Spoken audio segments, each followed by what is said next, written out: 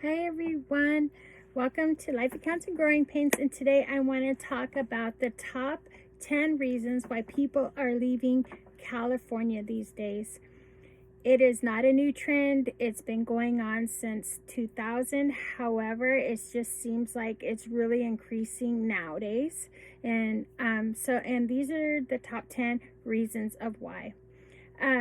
For one, you guessed it, because in the past few years, despite being one of the strongest economical places to live in the world, the Golden State has and is losing residents, and they're fleeing in masses, right? And so why is it, we ask ourselves? Why the dramatic shift? Well, you got it. The rise of crime. Violent crime is one of the main reasons. In the past few years, it has shown that crime has increased, and not only crime has increased, but also retail theft. I know we see that a lot in Washington State as well, but retail theft is a major thing. And how can people have businesses and this and that when there's so much theft that you cannot succeed, right? And also, but around 2014, there was an uptick in violent crimes. This began to escalate as the pandemic cooled off, and many accused the state of being too soft on crime. So that is one of the main reasons, is because crime. Yeah, I'm reading on my I'm doing my research as we go here. I have to have notes. I'm too I'm too old for this to remember all this, right? Also, what another thing is that the expense of California, not only like their water and whatnot, but the California expense. In 2023, California was the second, get this, the second most expensive state to live in.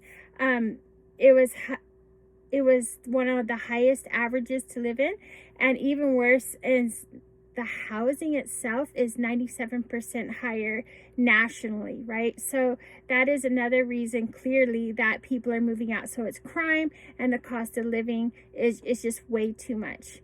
So what other things you might ask?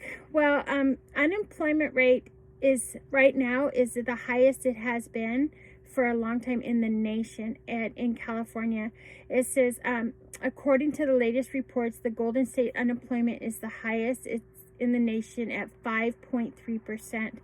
So what does that mean?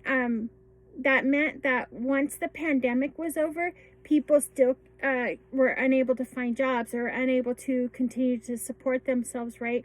Because all the assistance from the pandemic really helped us to stay in our home or help keep food in our stomachs, right? So, but now, since after the pandemic, things are certainly have changed, and I hate to say, I don't think as many as there's virtual jobs, but those are even hard to come by. So yes, unemployment rate, I can see why it's up. I can definitely see why it's up. Also, the rises of their taxes, their state taxes. It says, which is home to the largest number of millionaires and billionaires, has some of the highest taxes in the nation for its wealthiest. So wealthy people are like, why even stay here? Why don't I just use my money elsewhere and live, right? And not pay the taxes. So why do that? And I know this is a side note, but it's like even the Kardashians, right? They live in California. So I can see the taxes, the no jobs, the highest rate of living costs, and then violence. So all those are great reasons of why. So our next one would be businesses are leaving California. Like we were talking about, the thefts, like retail thefts as well. Businesses are leaving California because it is how you're going to have a successful business when everything is high. Not only is it high for to run your business, but then you have to pay that good wage in order for your employees to even live there. So businesses owners and their families are leaving the Golden State due to high minimum wages and unfriendly business environments. They are also taking jobs with them. California has lost about 750,000 jobs. Can you believe that?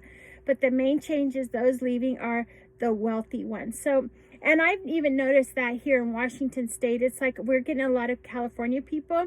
And so compared to what their houses cost, ours are super cheap. So to like one of their houses, they can buy two over here. So, and then we have all the luxuries, well, maybe not as much sun as California, but we do have like the sunny plains. We have the water, we have the mountains, we have the beaches, we have a lot of the same things as California does for a fraction of the price. So yeah, I can see why the wealthy are moving out. Yeah, it makes total sense to me. Also, homelessness, and I find that interesting because homelessness is not just a state issue, it's a worldwide issue, right? Or the United States, but I think it's worldwide issue, and it says it's on the rise. But I feel like there's a lot of reasons why homelessness is on the rise, not only for mental health, drug addiction, hard to find jobs. I mean, the list goes on, right? Everybody's journey is different. So, and some people's journey, they experience or they are homeless. So I totally get that, but it kind of scares people in a way too. So they're like, I don't want to be a part of that. I don't know how to, maybe they don't know how to cope with that. Maybe with that there is violence or more unresolved issues there. So I can see people wanting to move away. I know in our beautiful state of Washington that Seattle, this is a severe problem that is happening in downtown Seattle as well, is the crime, is the homelessness, is the mental health, is the addiction. I mean, it's drastic down there. So I can only imagine. It says the Golden State has 28% of the nation's total homelessness population. The U.S. Department of Housing and Urban Development reported the increase of 40%. Wow, 40% in 2023 compared to 2022. So I totally understand that.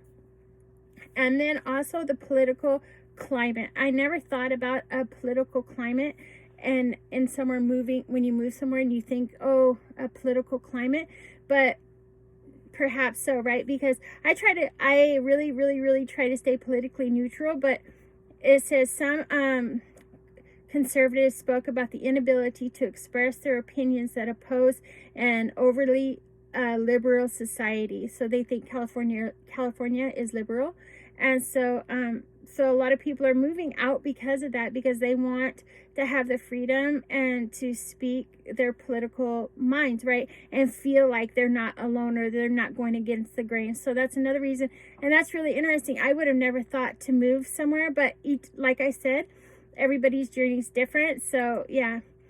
Okay, and then I believe that this is the final one, the traffic report.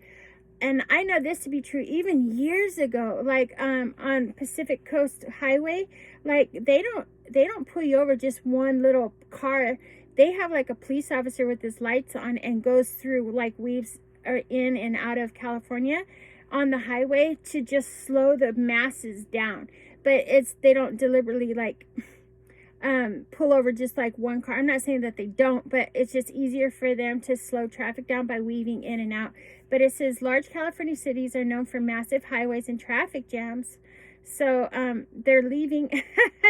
It says also they're leaving because of this, which is interesting because I also have noticed, because I live in Eastern Washington, but I have also noticed like a lot of California people moving up because you start seeing their license plates, and our traffic, which we're not known for any kind of traffic or anything, but you can definitely see where it used to take you 10 minutes to get across town. Now it's a good 30 to 40 minutes to get across town.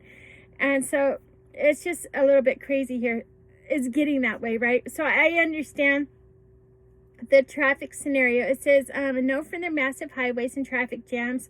It was only 15 miles away. It says in 2020, since jobs were only 15 miles away, but it took 2 hours to get to the office, even though it's only 15 miles. So it's 2 hours for 15 miles. But I remember my mom, what she would do to combat this back in the day, the traffic and the highways and all that stuff. What my mom would do would like take the bus, the transit, and then she she would be doing her bills. She would be maybe doing her extra reading that she didn't get time to do. She would be doing all kinds of things, right? And well, that was before like iPads and whatever were our electric devices or mobile devices. But she would get a lot done on her way to work, just because she took the bus, so she didn't have to deal with it. So that was her way. Instead of moving, that was her way of coping with the higher traffic. But these are the reasons. Also, I think, let me think, wildfires is another one.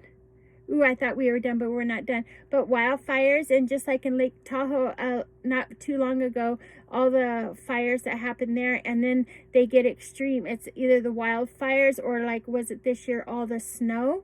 And so I can only imagine the wildfires, and that would be a good reason to move as well. And it says education struggles.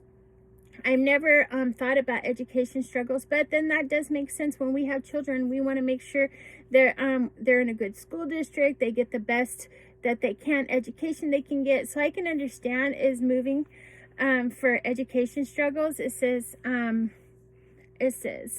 but in the ranking, California is in the ranking 37th for educational attainment, meaning it placed 29th overall. The U.S. Census in 2022 found that 84.7% of Californians aged 25 or over graduated high school. So, man, only 84% of California people graduated high school that are over 25. So they're just saying, yeah, we need better education over here as well. And then we did the fires. And I think that's all of our 10 today. But I just want to come on and share this a little bit because I found it interesting, right? And it's not usually a topic that we talk about, but this is Life Accounts and Growing Pains, and this is part of life of why we move from where we move to, where we move from. But anyways, all right, everyone, I will see you on the next video, and thank you so much for supporting our channel.